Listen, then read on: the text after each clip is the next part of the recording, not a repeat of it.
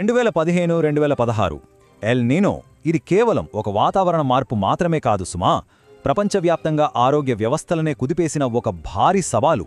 వాతావరణానికి మన ఆరోగ్యానికి మధ్య ఉన్న సంబంధం ఎంత సంక్లిష్టంగా ఉంటుందో, అది వికటిస్తే పరిణామాలు ఎంత తీవ్రంగా ఉంటాయో ఈరోజు మనం లోతుగా విశ్లేషిద్దాం. పదండి మొదలు పెడదాం. ఈ విపత్తు తీవ్రతను అర్థం చేసుకోవాలంటే ఈ ఒక్క సంఖ్యను చూడండి. 30 మిలియన్లు అంటే 3 కోట్ల మంది. ఒక్క దక్షిణాఫ్రికాలోనే ఇంతమంది అత్యంత తీవ్రమైన కరువు, ఆహార కొరతను ఎదుర్కొన్నారు. ఒక చిన్న దేశ జనాభాతో సమానం కదూ. వీరంతా ఒకేసారి కరువు కోరల్లో చిక్కుకోవడం, రేపటి పూట అన్నమెలా అని భయపడటం ఊహించడానికే భయంగా ఉంది కదా. ఇది కేవలం ఒక అంకె కాదు, మన కళ్ల ముందు జరిగిన ఒక అతిపెద్ద మానవతా సంక్షోభం. సరే, ఈ మొత్తం సంక్షోభాన్ని మనం 5 దశల్లో అర్థం చేసుకుందాం. ముందుగా 2015-16 నాటి వాతావరణ సంక్షోభం, ఆపై 2 విభిన్న వాతావరణ తీవ్రతలు, వాటి వల్ల తలెత్తిన ప్రపంచ ఆరోగ్య పరిణామాలు, అలాగే ఆఫ్రికా ఖండంలో పరిస్థితులు ఎలా ఉన్నాయో చూసి చివరగా మన అత్యవసర ప్రతిస్పందన గురించి చర్చిద్దాం. ఇక మొదటి అంశానికి వస్తే 2015-2016 నాటి వాతావరణ సంక్షోభం. అసలు రాబోయే ఆ భయంకరమైన ఆరోగ్య సంక్షోభాన్ని అర్థం చేసుకోవాలంటే ముందుగా ఆనాటి వాతావరణ స్థితిగతులను మనం తెలుసుకోవాలి.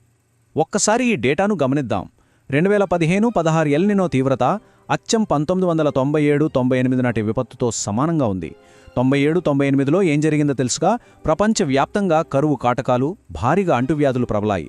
ఆనాటి పరిస్థితులను ఒక ప్రమాణంగా తీసుకుంటే ఈ 2015-16 ఎల్ నినో ఎంతటి పెను ప్రమాదాన్ని సృష్టించిందో మనం సులభంగా అంచనా వేయొచ్చు.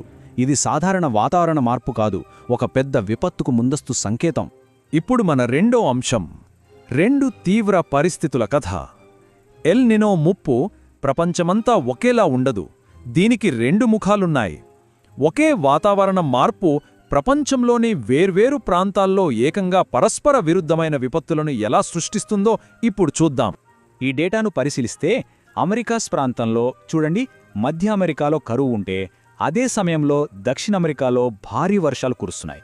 అలాగే ఆఫ్రికాలో దక్షిణాది హార్న్ ప్రాంతాల్లో చుక్క నీరు లేక కరువుతో అల్లాడుతుంటే భూమధ్యరేఖ వద్ద ఉన్న ప్రాంతాలు కుండపోత వర్షాలతో తడిసి ముద్దవుతున్నాయి. అటు ఆసియా పసిఫిక్ ప్రాంతమంతటా తీవ్రమైన కరువు కల్పిస్తోంది. అంటే ప్రపంచం 2గా చీలిపోయిందా అన్నట్టుగా ఒకే సమయంలో ఇన్ని భిన్నమైన వాతావరణ పరిస్థితులు నెలకొన్నాయి. ఇక్కడ భౌగోళిక వాస్తవాలు మరింత స్పష్టంగా అర్థమవుతాయి. పొడి మరియు తడి మండలాలు ఎక్కడెక్కడ విస్తరించున్నాయో రంగుల ద్వారా మనం ఇట్టే పసిగట్టేయచ్చు. నీరు అత్యవసరమైన చోట చుక్క నీరు లేదు, నీరు వద్దనుకున్న చోట వరదలు పోటెత్తుతున్నాయి. భూమండలంపై వాతావరణ సమతుల్యత ఎంత దారుణంగా దెబ్బతిందో చెప్పడానికి ఇంతకంటే గొప్ప ఉదాహరణ మరొకటి లేదు. ఈ వాతావరణ మార్పులు ఒకదానికొకటి పూర్తి భిన్నమైన సమస్యలను ఎలా తెచ్చిపెట్టాయో చూద్దాం. ఒకవైపు కరువు ప్రాంతాలు, వర్షాలు లేక పంటలు ఎండిపోయి తీవ్రమైన ఆహార కొరత ఏర్పడుతుంది. దానివల్ల పోషకాహార లోపం, గాలిలో దుమ్ము పెరిగిపోయి శ్వాసకోశ సమస్యలు వస్తాయి. మరోవైపు అధిక వర్షాలు పడే ప్రాంతాలు, వరదల వల్ల త్రాగునీరు కలుషితమై నీటి ద్వారా సంక్రమించే వ్యాధులు, దోమల బెడద, మౌలిక సదుపాయాలకు తీవ్ర నష్టం కలుగుతుంది. చూసారా, వాతావరణం ఇలా 2 భిన్నమైన రూపాల్లో మనుషుల ఆరోగ్యంపై ఎలా దాడి చేస్తోందో. ఇక మూడో అంశం, ప్రపంచ ఆరోగ్య పరిణామాలు. ఇంతవరకు వాతావరణ తీవ్రతల గురించి మాట్లాడుకున్నాం. మరి ఈ మార్పులు జీవశాస్త్రంలోకి ఎలా అడుగు పెడుతున్నాయో చూద్దాం. పర్యావరణంలో మార్పులు నేరుగా మనిషి శరీరంలోకి ప్రవేశించి సంక్లిష్టమైన మెడికల్ ఎమర్జెన్సీలుగా ఎలా మారుతున్నాయో విశ్లేషిద్దాం. ఇక్కడొక ఆసక్తికరమైన విషయం గమనించాలి. వాతావరణ మార్పుల వల్ల కలిగే అనర్థాల చక్రం ఎలా పనిచేస్తుందంటే, మధ్యలో ఒక చిన్న వాతావరణ మార్పు అంటే ఒక తుఫానో, కరువో మొదలవుతుంది. ఆ కేంద్రం నుండి బయటికి వెళ్లే కొద్దీ దాని ప్రభావం అలల్లా ఎలా విస్తరిస్తుందో చూడండి. ఆహార కొరత నుండి పోషకాహార లోపం, అక్కడ నుండి రోగనిరోధక శక్తి పడిపోవడం, ఆపై అంటువ్యాధులు వ్యాపించడం. ఇదంతా ఒకదానికొకటి ముడిపడి ఉన్న ఒక ప్రమాదకరమైన విష వలయం. ఈ పెరుగుతున్న బయాలజికల్ ముప్పుల గురించి ఇంకా లోతుగా చూస్తే టాంజానియా, కెన్యా, చాడ్, సొమాలియా లాంటి దేశాల్లో కలరా విజృంభించింది. పశువుల నుండి మనుషులకు వ్యాపించే రిఫ్ట్ వ్యాలీ ఫీవర్ మళ్లీ రావడం భయపెడుతోంది. అసలు చల్లగా ఉండే ఎత్తైన ప్రాంతాలు సైతం వెచ్చబడటంతో అక్కడికి కూడా మలేరియా వ్యాపిస్తోంది. ఆ చల్లని ప్రాంతాల ప్రజలకు మలేరియాను తట్టుకునే రోగనిరోధక శక్తి ఉండదు కదా. అందుకే ఇది మరింత ప్రాణాంతకంగా మారుతోంది. ఇకపోతే ఇళ్ళు, ఉపాధి కోల్పోయి వలసబాట పట్టిన ప్రజల్లో నెలకొన్న మానసిక సమస్యలు కూడా ఒక పెద్ద సవాలుగా మారాయి. ఇప్పుడు మన 4వ అంశం ఆఫ్రికన్ ఫ్రంట్ లైన్స్పై ప్రత్యేక దృష్టి. ఈ గ్లోబల్ డేటాను కాసేపు పక్కనబెట్టి క్షేత్రస్థాయిలో సామాన్యులు ఈ సంక్షోభాన్ని ఎలా ఎదుర్కొంటున్నారో చూద్దాం. ముఖ్యంగా ఆఫ్రికా ఖండంలో వాస్తవ పరిస్థితులు ఎలా ఉన్నాయో గమనిద్దాం. ఒక్కసారి ఆఫ్రికా ఖండంపై జూమ్ చేసి చూస్తే ఇక్కడ వర్షపాతంలో ఉన్న హెచ్చుతగ్గులు ఎంత ప్రమాదకరంగా ఉన్నాయో అర్థమవుతోంది. ఆఫ్రికాలోని హార్న్ మరియు దక్షిణ ప్రాంతాలు భౌగోళికంగా ఎంత దుర్బలంగా ఉన్నాయో ఇక్కడ స్పష్టంగా కనిపిస్తోంది. ఏ చిన్న వాతావరణ మార్పు జరిగినా అది క్షణాల్లో ఒక భారీ విపత్తుగా మారే అవకాశం ఉందన్న చేదు నిజం మనకు తెలుస్తోంది. ఇక ఈ పరిస్థితులు ఇథియోపియాలో ఎలాంటి వినాశనం సృష్టించాయో చూస్తే గత 30 ఏళ్లలో ఎన్నడూ చూడని అతి దారుణమైన కరువును ఇథియోపియా ఎదుర్కొంటోంది. ఏకంగా 1,02,00,000 మందికి తక్షణ ఆహార సహాయం అవసరం. దాదాపు 4 లక్షల మంది పిల్లలు తీవ్రమైన పోషకాహార లోపంతో ప్రాణాపాయ స్థితిలో కొట్టుమిట్టాడుతున్నారు.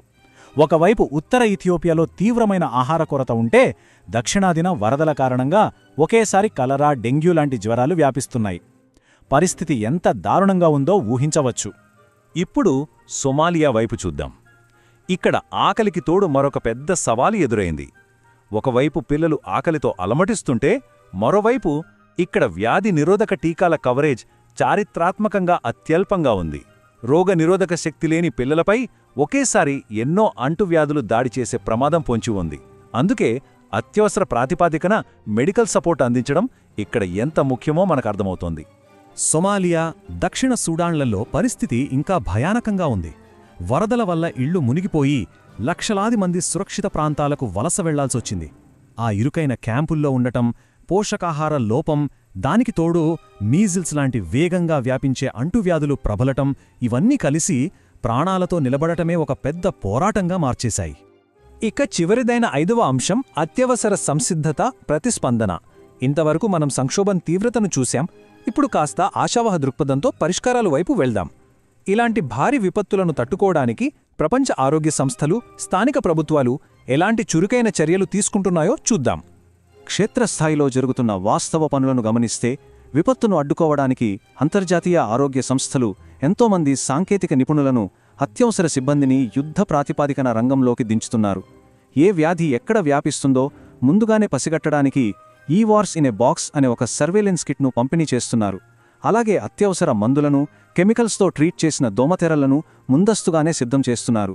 వీటన్నిటికంటే ముఖ్యంగా స్థానిక ప్రజల్లో అవగాహన కల్పించి వారిని కూడా ఈ పోరాటంలో భాగస్వాములను చేస్తున్నారు. ఇక్కడ ప్రధానంగా గమనించాల్సిన విషయమేమిటంటే, ఇంత పెద్ద అల్లకల్లోలాన్ని ఒక పక్కా ప్లాన్ ప్రకారం 3 దశల ఫ్రేమ్వర్క్ ద్వారా ఎదుర్కొంటున్నారు. ముందుగా ఆరోగ్య ప్రమాదాలను అంచనావేసి నిశితంగా పర్యవేక్షించడం, ఆ తర్వాత సరైన వ్యూహాలను రూపొందించి తక్షణ చర్యలు చేపట్టడం, మూడవది భాగస్వాములు అందరితో ఎప్పటికప్పుడు కమ్యూనికేట్ చేసుకుంటూ సమన్వయం చేసుకోవడం. ఇలా ఒక క్రమపద్ధతిలో భారీ ప్రపంచ ఆరోగ్య రక్షణ వ్యవస్థను నిర్మిస్తున్నారు. ఇక ముగించే ముందు మనందరం ఆలోచించాల్సిన ఒక ముఖ్యమైన ప్రశ్న: తీవ్రమైన వాతావరణ సంఘటనలు ఇలా ఇక ముందు కూడా సర్వసాధారణమైపోతే ప్రపంచంలోని అత్యంత పేద, దుర్బల వర్గాలను కాపాడుకోవడానికి మన గ్లోబల్ హెల్త్ సిస్టమ్స్ ఎలా అభివృద్ధి చెందాలి? ఎందుకంటే ఎల్నినో ఇక్కడతో ఆగిపోయేది కాదు. భవిష్యత్తులో రాబోయే ఎన్నో సవాళ్లకు ఇదొక ప్రారంభం మాత్రమే. వాతావరణానికి, మానవ మనుగడకు మధ్యున్న ఈ పోరాటం గురించి మనం ఇంకా చాలా ఆలోచించాల్సింది. సెలవు.